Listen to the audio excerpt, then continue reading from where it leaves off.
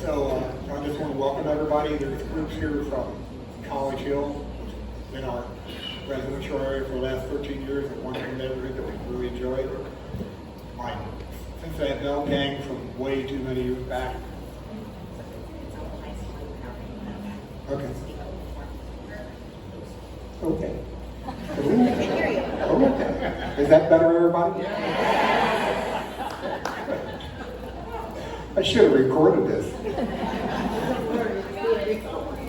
But there are Clovernook friends here, there are Cincinnati Bell friends here, there are, as well as people from Corpus Christi from way, way, way back, and way too many others.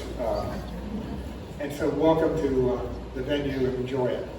I'm going to go through some things here, but I'm probably going to look for some feedback from you guys along the way, so it's going to be a combination of me talking a little bit, but I want some feedback. I want to make sure that you guys feel comfortable with raising your hand and asking any questions you might have along the way. So just to give you a heads up briefly here, how did Tony and I met? It happened in 1959, when a lot of you weren't even thought of yet. And anyway, associated with that was a friend of mine and I were walking to Mariemont to visit a friend. And by chance, Tony came by in a car and picked us up, not knowing either one of us.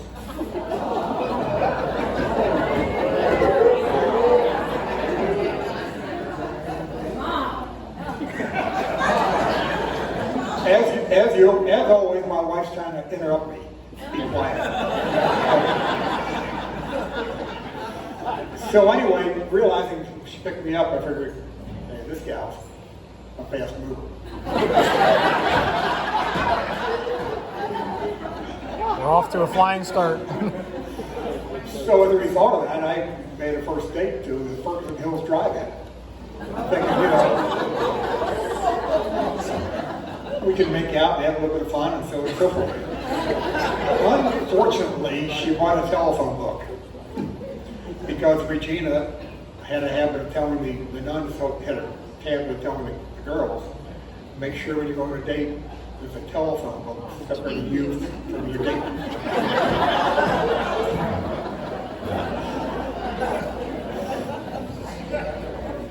The second date didn't go much better. I planned to take her down to the Albee Theater, down on Fifth Street, Fifth Street, downtown. And so I picked her up, roughly, lived in Bond Hill. And we drove down her, parked in a parking garage on Vine Street between 4th and 5th, I think it was. Where you parked it, you went inside, they took the car and parked it. You pay when you leave. And then I went to the window at the Albee to pay for the ticket, and really I opened my wallet up. There's no money in my wallet. What had happened, and I almost killed my sister Pat, my older sister Pat, who's deceased by the way. She, as a joke, took all the money out of my wallet. And then forgot to give it back to me before I left. But anyway, after all that, she still managed to stick around and take a chance on me. We went to a riverside off of Montgomery Road up by halfway between Cincinnati and Wilmington, and I taught her all I knew about math. Speaking of that, Greg? Yes? Which one? Oh, yeah. Time value of money. Time value of money. So anyway, in the process, after all that, I met a lot of her friends. Her dear friend Joanne, who she was an infant with, over in where Millercron was, what's the name of the shopping center? Brookwood is now. She's deceased now, but here she was her dear friend from infancy, as well as teenage friends. Phyllis, her friend that she met as an adolescent what? Oh, fifth grade. And they're her and her husband, Mike are visiting from Oakland right now. They came in a couple of days ago and they're leaving on Tuesday. Thanks guys for coming in. Oh, and she was in the wedding as well. Thank you for that information.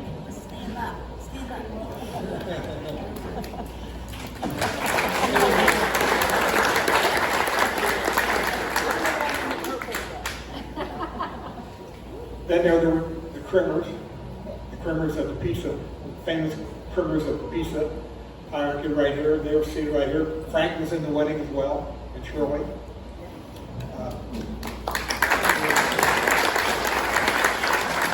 Their pizzas are wonderful. Their salads are great. I keep on telling them they undercharge for the salad. You need to kick the price up a little higher.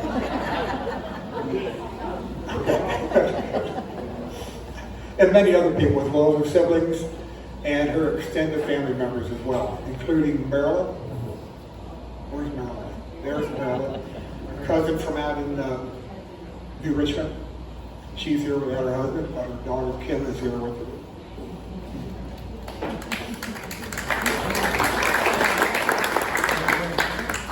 So after all that and all the chaos that we did the first couple of years, from 59 to 62, we did all the things that typically went on with kids back then. Coney Island a lot, maybe Lesourceville, Sunlight Pool, Hall Park. That's where I proposed to her later on. Christmas Mainliner, Double Bass, and Light Mischief. Nothing over and above Light Mischief.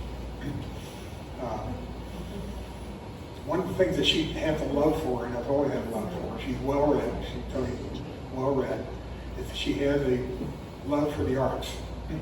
But she also had a love for James Dean.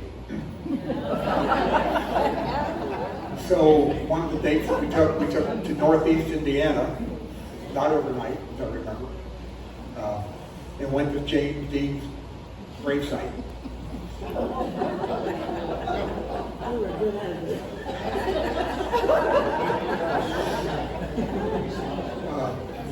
And she also had a love for Audrey Hepburn. She saw some of the pictures back then. She had a pixie haircut, typical of Audrey Hepburn. So that's all. What else can I tell you about?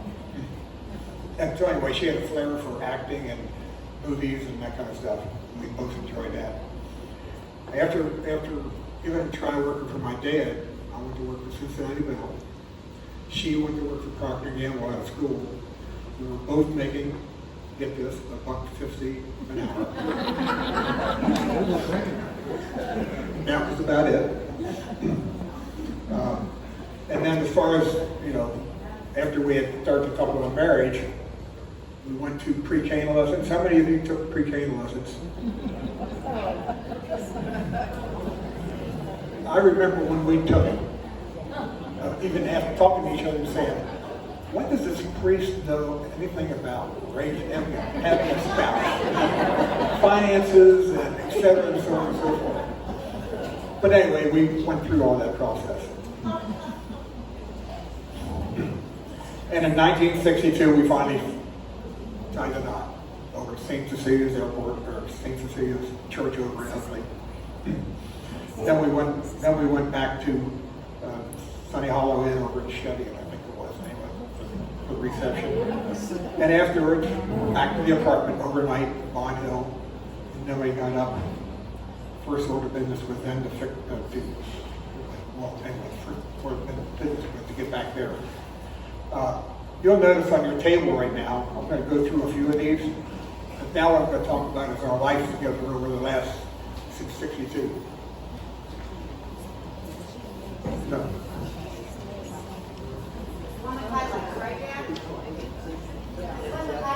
Yeah. Take a look at this right here. This sheet of paper here. This is. I'm not planning on going through all 23 of these, but I'm going to go through a few of them. Here, these are some of the highlighted things that happened over our 60 years of marriage. I've highlighted the ones I'm probably going to talk. A few of the ones we're going to talk about. One of them has to do with dear friends right now. But Christmas Eve, as was the routine back in the early 60s and 70s, and maybe even the 80s, It wasn't unusual for the guys after Christmas Eve to go get a half day off, and then instead of going home, we'd go to a bar. And so anyway, we're at the bar. I needed to get home to go to Tony's mother's house, Mom and Dad's house, for Christmas Eve. And unfortunately, I drank too much. Bruce had to drop me, finally had to drop me off. Bruce had to, where's Bruce? Bruce right there, right there. I won't go any deeper in the story unless you want me to. But at that particular time, I didn't know his wife, Rose. They lived within a mile of us in Bondale. But I didn't know Rose. Tony didn't know Rose. She didn't probably know Bruce. But he dropped me off at home. What wasn't but 15 minutes later, his house was only about 5 miles away, or 5 minutes away, that she calls the house. Rose calls our house. And there's Rose. And said, "Where's Bruce?" And I think Tony said, or I got on the phone and told him, I said, "He should be home any minute. He just dropped me off a minute ago." Well, really, it had been 15, 20 minutes ago. So anyway, and I'm not going to go any further and say he went back to the Bronze Ladder.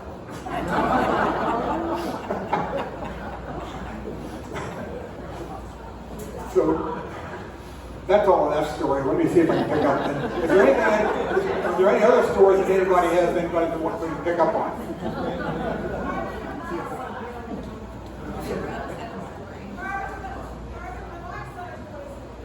What number? 14? Number 14. Carbon monoxide poisoning.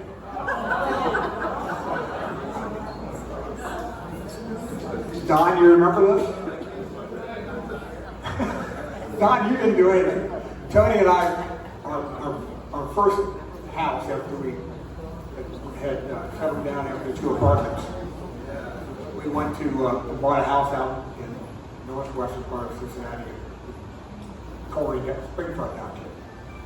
And by blessing, pardon me, my next door neighbors were the Deuces, Don and Rose and Deuce. The only bad part of that marriage was they were good Catholics, so they had 7 Indians. And they just, it was chaos, all I can say. In fact, one I'm here right now, Tom, would you stand up? And Kim, his wife, is here as well. Well, one evening, during the winter, obviously, the furnace was on. We were in our bedroom, which was right below the utility room. And by chance,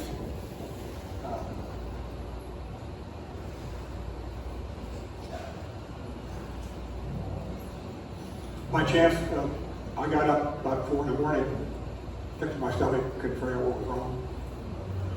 Finally woke Tony up. She was kind of groggy. And at that point, I collapsed. And Tony picked up the phone, and I've been trying to call Roseanne, Don's wife. So she came over the house, and she walked in the house immediately and realized we had carbon monoxide. The flue below us, that utility room had come loose, so fumes were going up through the floor into the bedroom. So Don, tell Rose the next time you pray for her that we do, okay? That's right, I'm sure you do. So, anyway, Mary, did that answer your question? Does anybody else have anything? Number 5. 19-cent gas.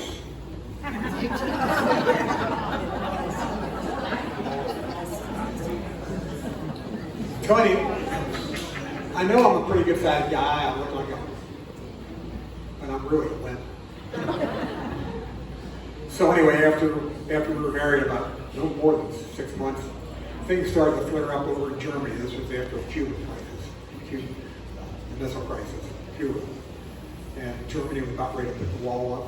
And So anyway, I opted to go ahead and, rather than be drafted, I went and volunteered for the Air Force Reserve, Ohio Air National Guard.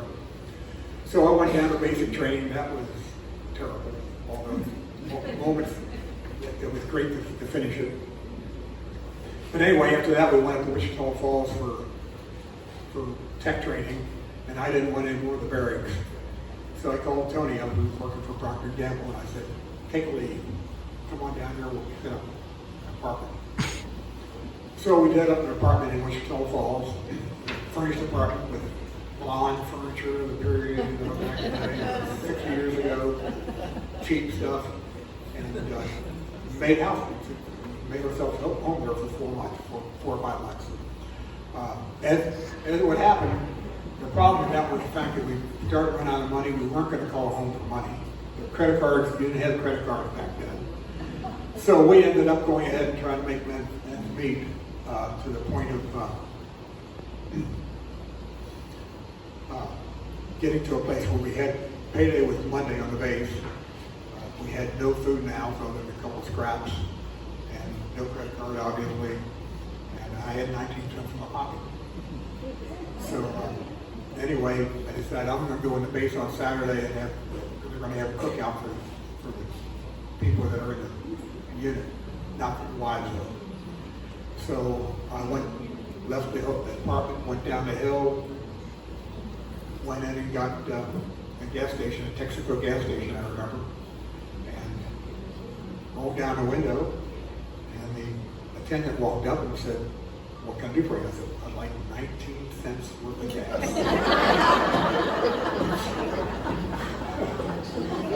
which was almost a gallon. And the amazing thing was, and I still remember this, he checked the oil and the tires.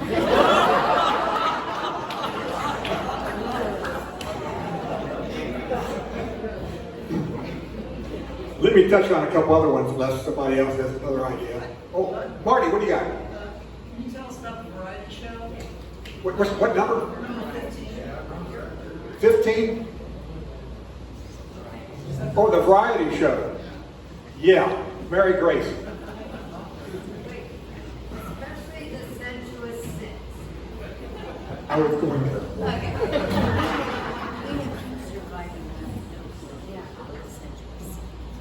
Oh, we do, that's correct. So anyway, the variety show. Tony had a flair for acting. She had a flair for directing and producing things, and she had arts in her blood. So her, along with 2 other ladies, Mary Grace Houchins, of which Judy is a Houchin. She's one of another 9 Indians, good Catholics.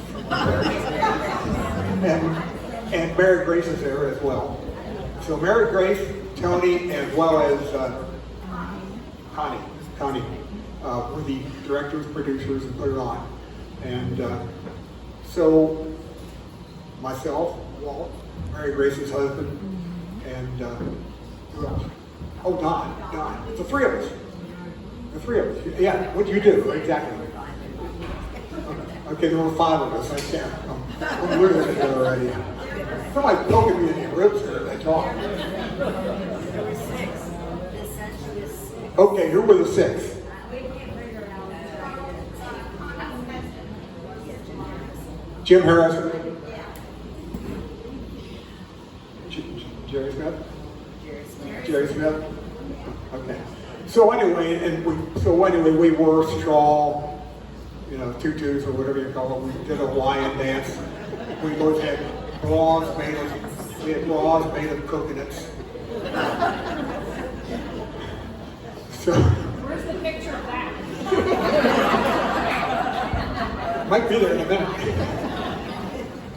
Marty, did that take care of you? Are you paying attention back there?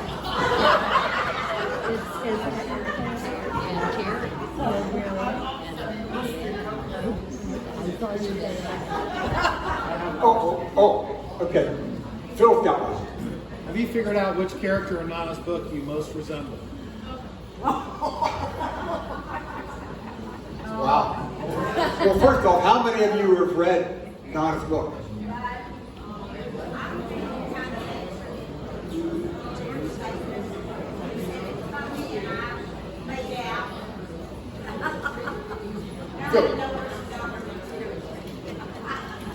many of you read Tony? How many of you read Tony's book? Judy? Oh wow. Okay, first off, Tony.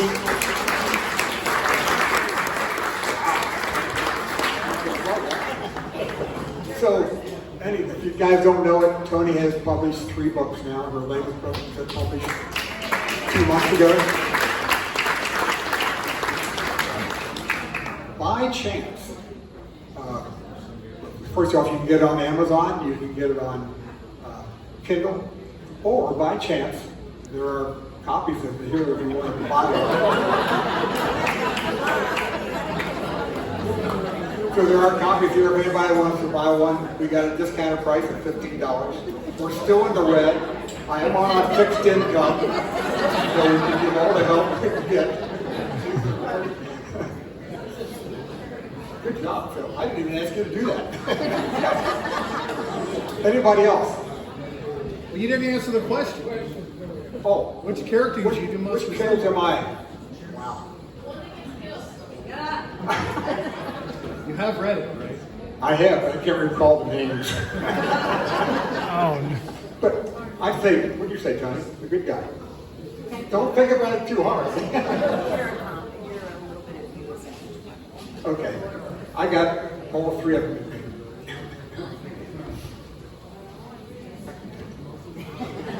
The good, the bad, and the ugly. Mostly good. What else can I tell you? Yes. Number 6. Oh, okay. This happened probably before the 19 cents. Tilly is, most of you probably know, is she's not big in sports. She'd rather be in the arts and reading and that kind of stuff.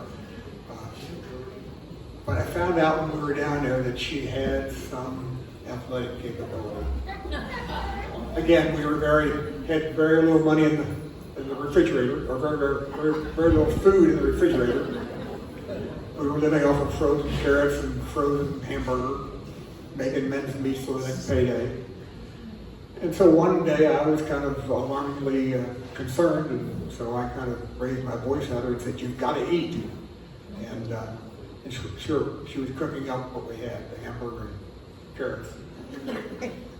But have you ever seen an iron skillet come flying at you?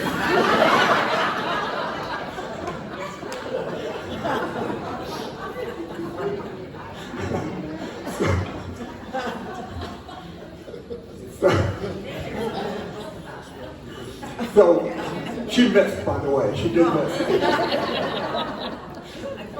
Not that athletic. Let me touch on a couple other ones if nobody has anything else. I think Tony's got one too. What's that? Okay, fine.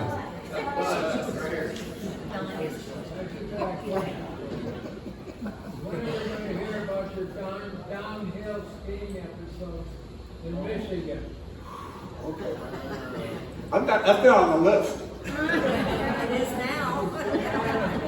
Okay, we were introduced to downhill skiing late 60s, I guess it was.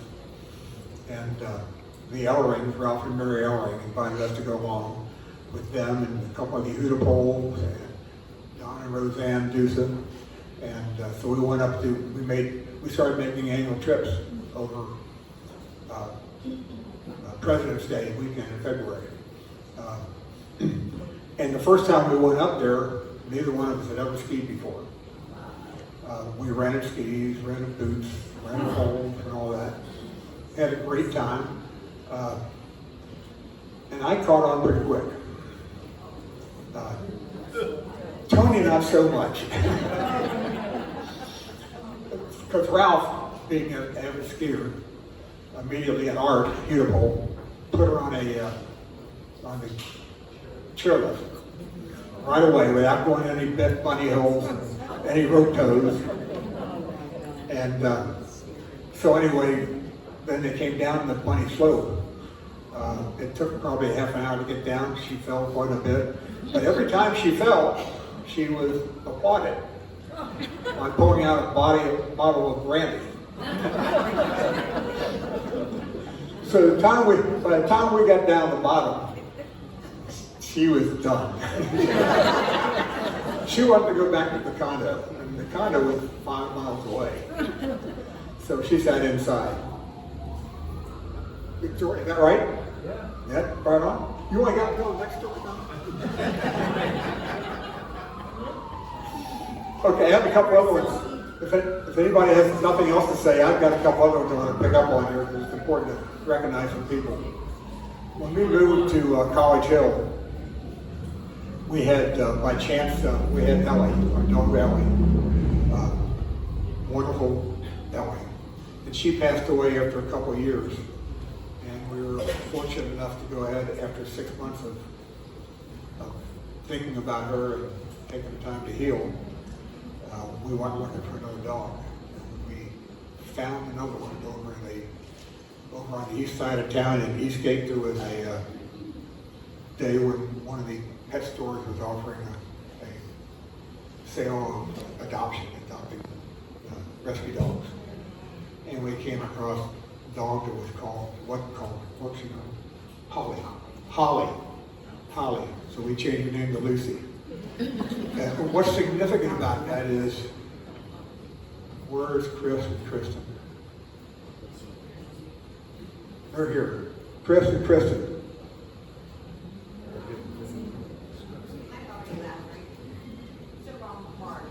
Did they? They were here. Did they leave?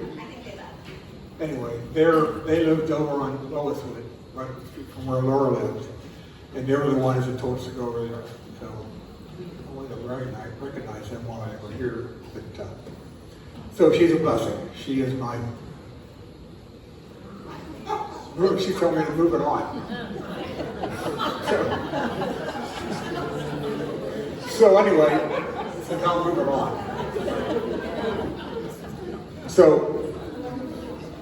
if it's all right, I'm going to move on to some other things. So anyway, that's kind of a summary of some of the significant events that happened. If anybody wants to know more about the ones I haven't talked about, I can talk privately, or I can talk about it. Or I can write a book. You can write a book. By the way, if anybody wants to get up and get a drink over here, we'll just do so. Or get some food. Touch on Scooter Jeanette's 4 home run game. Oh, that's right. Hank, good work. Yeah.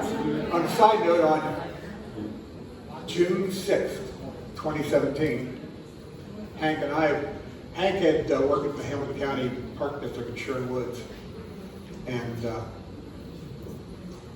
let the boat dock. That morning, I'm going to tell a story my way, Hank. It's wrong. When you're married 60 years, you can tell about it.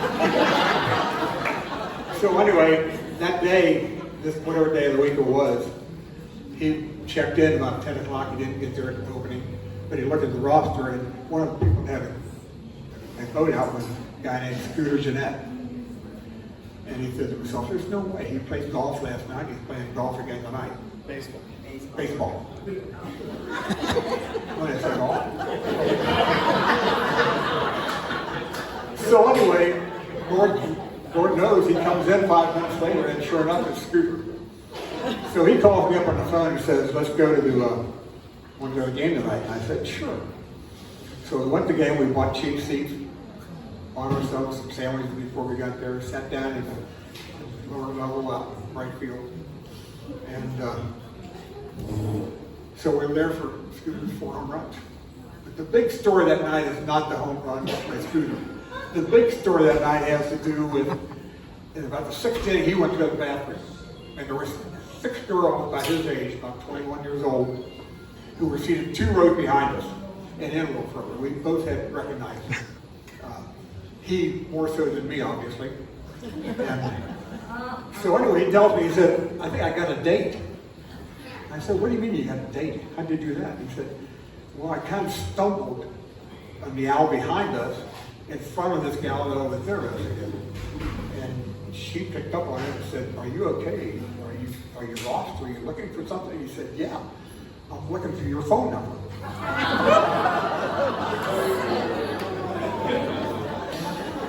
So my God, he gave her his phone, and she put in it her phone number. It was a false number. It's the wrong number. Okay, I'm going to try to move on here since I'm being told to hurry things up. What was that? Yeah, well, I'm telling people to get on me. So anyway, let me go on with the story and wrap this up a little bit. So anyway, the two of us, some product involved in this, are living proof, and Tony talked about a little bit before, about how he's turned certain corners, certain by chances and so on and so forth, takes you to where you are today. It's not by design, life happens and takes you different places. And you end up you get to where you are. I think Tony and I would agree that all of you have touched our lives in some way, shape, or form. Sometimes, some of you just recently, some of you a long time ago. It's a precious thing to have friends, all you guys here, and love celebrating with you. Now, looking back, the story I told you at the beginning about 1959 meeting Tony. The real story there was she wasn't driving that car. It was a girl named Marilyn Oakes was driving that car. And I wasn't walking that evening when I got picked up by Marilyn Oakes and Tony and Joanne. I was walking with somebody else, and his name is Gene Mollipole. They have been lifelong friends since when I was 20 years old, or 19, probably younger than that, 19 years old or so. They are here tonight from Scottsdale, Arizona.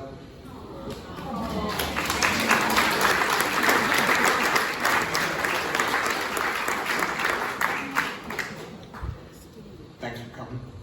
Appreciate it. They and Mike and Phyllis are spending 4 or 5 days that they're here at our house right now.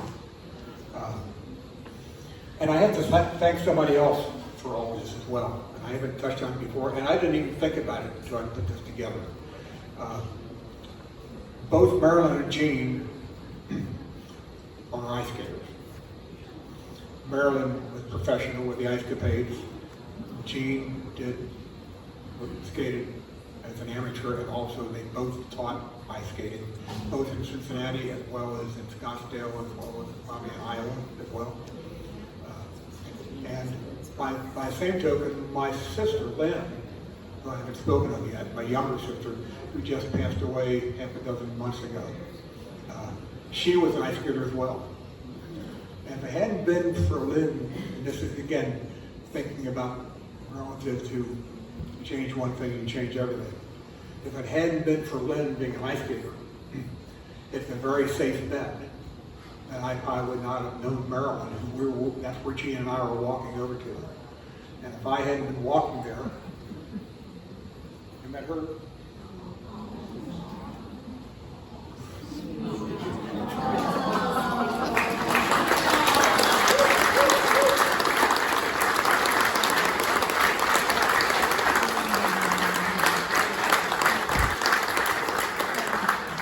I wouldn't have 3 daughters we're very proud of.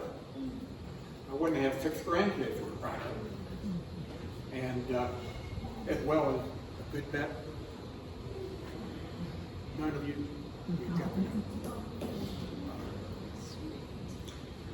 got one other person I want to recognize here that before we stop real quick, and she's not here, but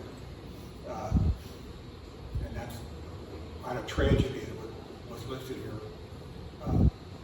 Another person in our lives was the Schmidt family in Corpus Christi. And Charlie, Don, Walt, Joe, those 4 individuals. Joe, where are you? Here he is. Joe, and Bruce, it's a safe bet that those guys, when I was a young adult, before I was a really an adult, I was in my low 20s. You don't really become an adult until 5 years later, probably. But those guys set the tone for what it is to be a husband and a father. So thank all 5 of you guys.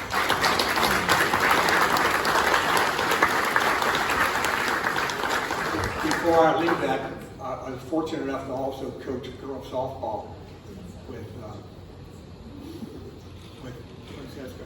And from that, got the opportunity to coach his daughter's Barb's team that included a gal named Donna Schmidt, which was the daughter of Charlie. And her and I are still today close. We don't see each other near enough. They live out in Hamilton or so. And she's not here tonight. I hope she could make it, but she couldn't make it. So, but anyway, I wanted to pay tribute to her as well. And finally, I guess the last thing I can do is tell you, if you think back to, Lori, have you got that thing there? Or, hold on a minute.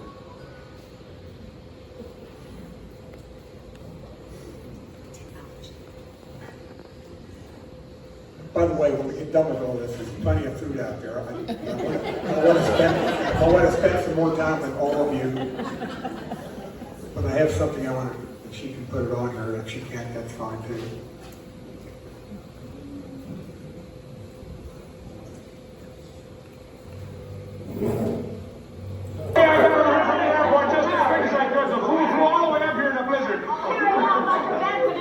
Oh, I left right in the middle of it. As soon as I got Mary's telegram. Good idea, Ernie. A toast.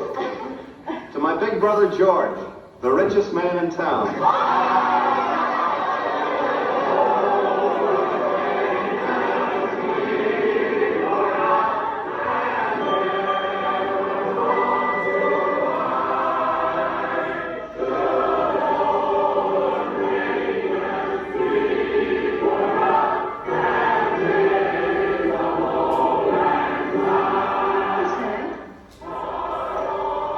Christmas present from a very dear friend of mine.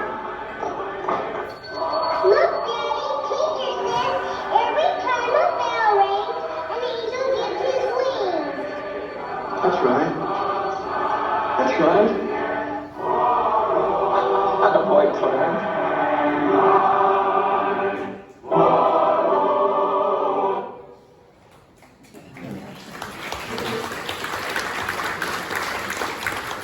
There's more to that story. By chance, when I was putting this together, I took 2 and 2 and came up with 4, and realized that Clarence was significant in the fact that, he was the angel that saved George's life. So, in tribute to Tony's father, her real father, who passed away when Tony was 5.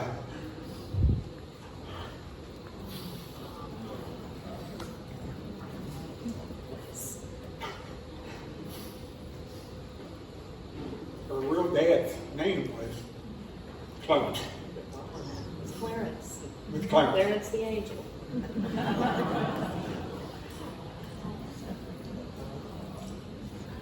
I'm almost finished here, folks. So anyway, I was recently asked by somebody, sort of 3 things you could change your life. What would you change? And I gave a lame answer. I think the first one was that I'd probably been more attentive to school than an architect or that area. The real reality is I wouldn't change a thing. If I had changed anything back then, all this wouldn't have been possible.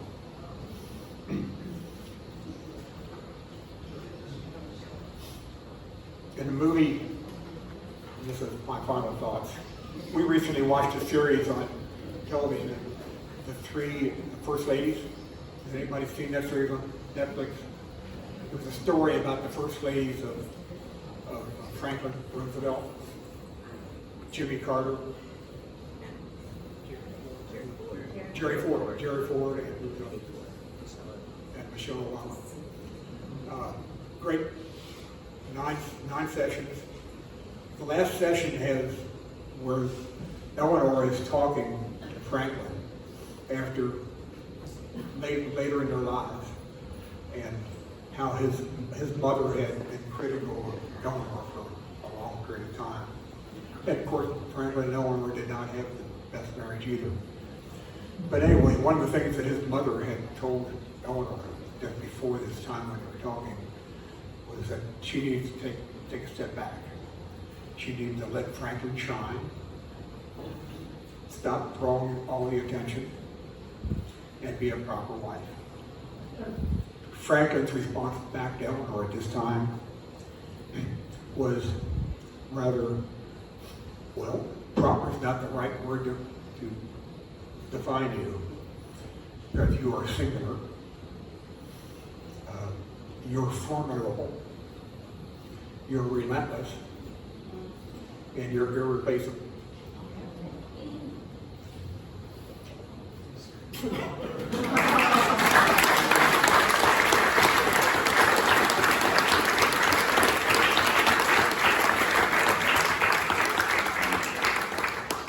So that's our story. I left something on your table for you to take with you. If you want to talk about it afterwards, we can. The movies that mean a whole lot to us, they're all movies of substance. For instance, and I'm going to give one example.